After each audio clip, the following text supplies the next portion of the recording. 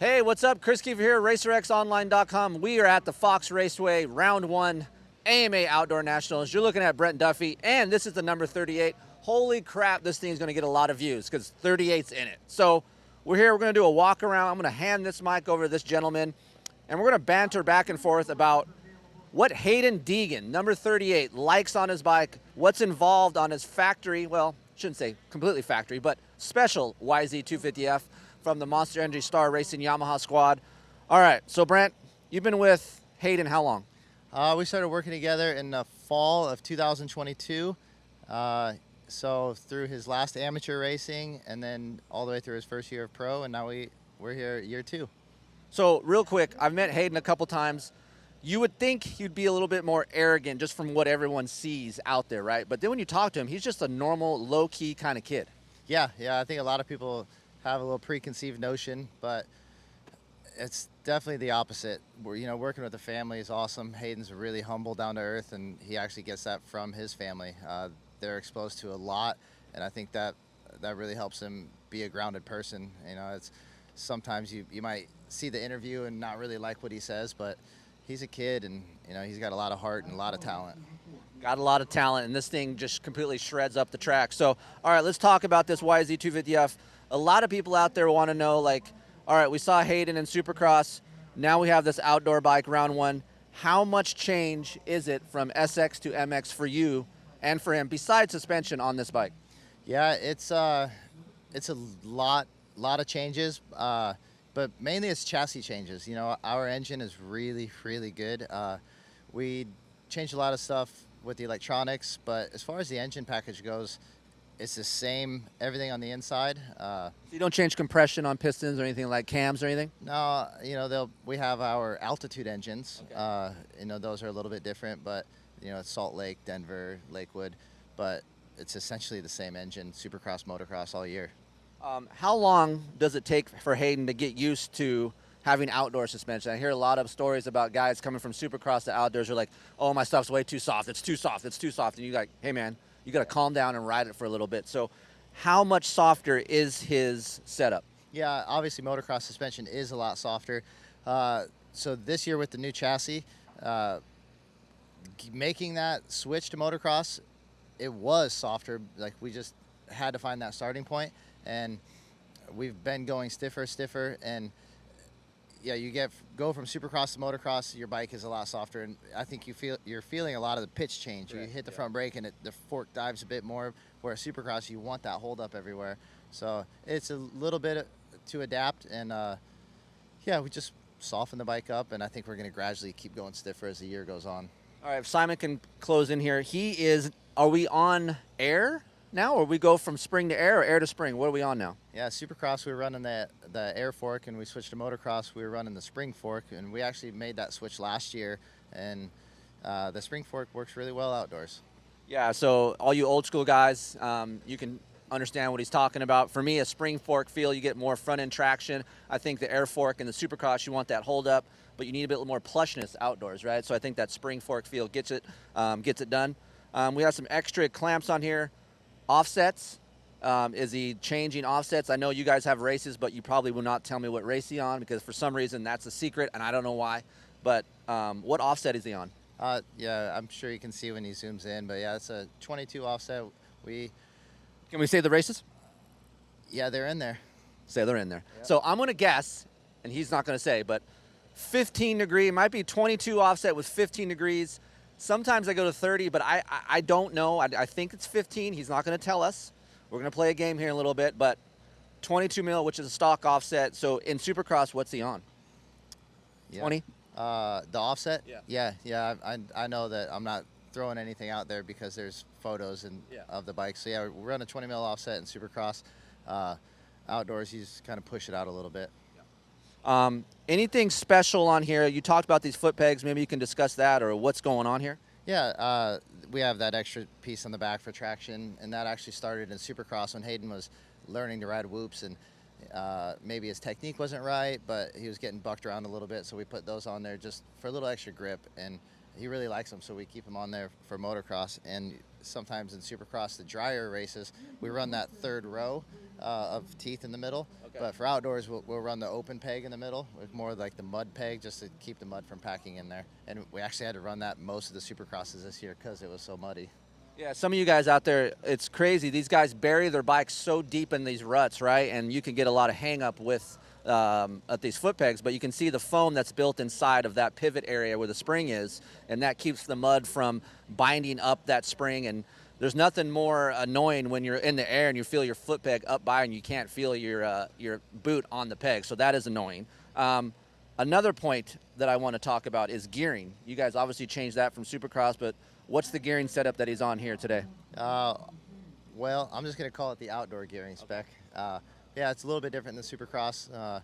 Outdoors, you can run your gears a little bit longer. So we're trying to keep Hayden in a higher gear for longer and a little less shifting. And these bikes pull forever. And I know one thing they're still learning is you think that the bike's going to keep on pulling if you keep it in third gear, but you click to fourth and it just has that much more torque and just pulls to the top even more. So we're just trying to keep him in a higher gear too. It's crazy if you guys listen to these engines when you're out here at these outdoor nationals or even on TV, you can hear the YZ250F just growling. And it's insane how far these bikes rev. Can you say, and you can pass if you want, what's the timeout? Like, when's this engine timeout? How long do you keep this engine in here for outdoors? I'll take it out after the race and get it rebuilt. So 2 motos and then fresh. Yeah, and it doesn't need to be rebuilt. It's reliable, but we have the resources, and we pull it out and just get them serviced every weekend and drop a new one in, just take it apart and check it. Same reason why I take the bike all the way down to the frame every Sunday and rebuild it. Like, it doesn't need it, but if something freak happens, it's nice to catch it and start brand new for every race again. Is there one thing that you can point out that Hayden is picky with on his motorcycle? He comes in and he's just a pain in the ass with you on a certain thing. No, never. Really? Yeah, never.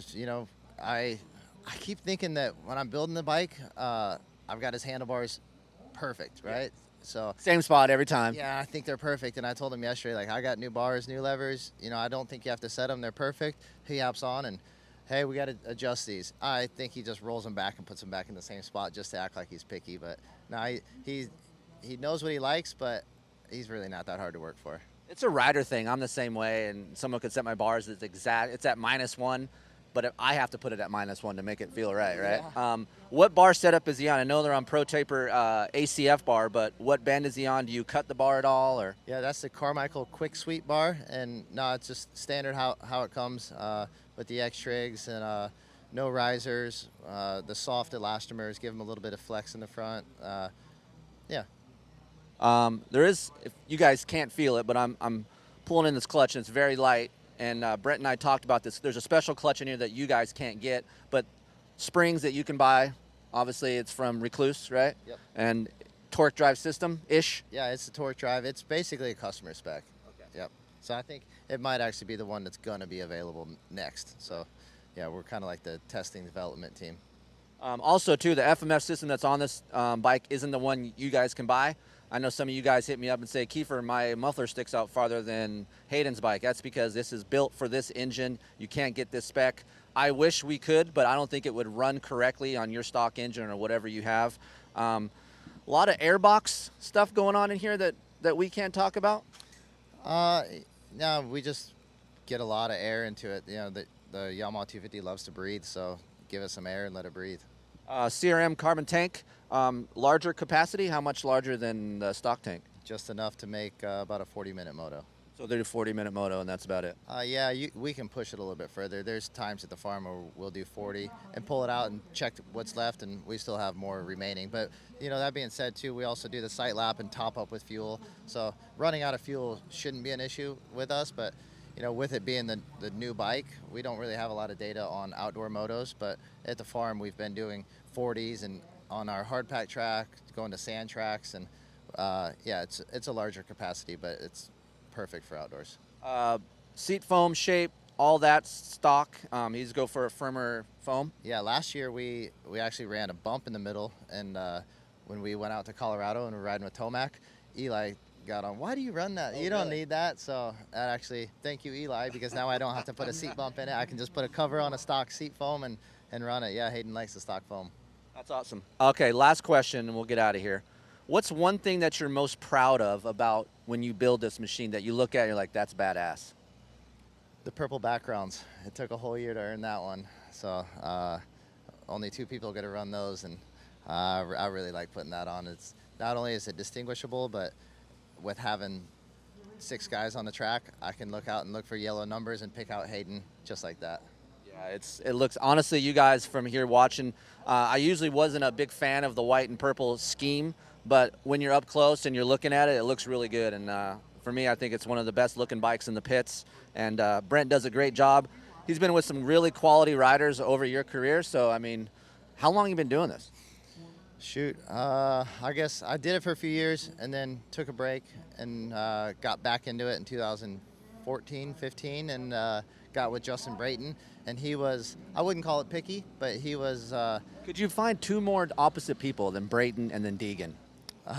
Christian Craig and Deegan, maybe. So it was nice going from Brayton to Christian Craig, and then I go from the 2 oldest guys, sorry Christian, to the youngest guy. But no, it's been fun. It's refreshing having a whole team of young kids. It's really fun listening to these young kids banter. All right, that's it. Number 38, Star Race, Monster Energy Star Racing Yamaha, Haiden Deegan. That's the overview of his bike, so we appreciate the time. And before we leave, Simon's going to wrap this up, but one thing you could give advice to for an aspiring mechanic, I get a lot of that too. So if you're out there, hey, I want a wrench, how do you go about doing it? Take any job you can. Talk to everybody you can. I started as a privateer mechanic. I wasn't making hardly any money, but I had my face out there, talked to everybody, and a lot of my good friends today are people I met, working with 3-digit guys in the back pits. If you stay in it, you'll move up. Just care about your job and do a good job with it. There it is, number 38.